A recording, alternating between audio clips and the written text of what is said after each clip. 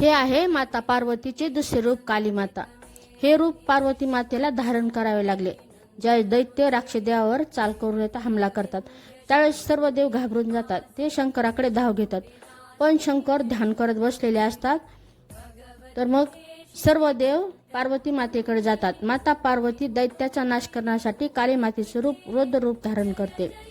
दैत्याचा वध करायला सुरुवात करते, पण दैत्य वध करताना त्यांचे छाटले जे मुंडके असते त्यातून रक्त जमिनीवर सांडते। त्या थेंबातून, रक्ताच्या थेंबातून अनेक दैत्य तयार होत असतात।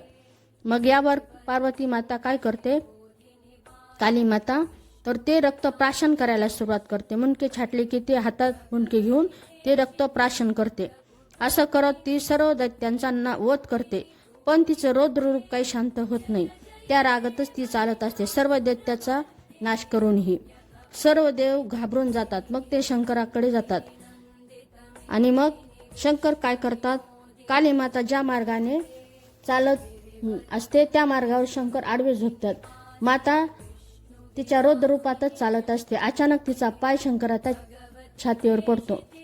काली माता शांत होऊन पार्वती मातेचे सौम्य रूप धारण करते। अशी ही कहाणी आवडली तर नक्कीच व्हिडिओला लाईक करा।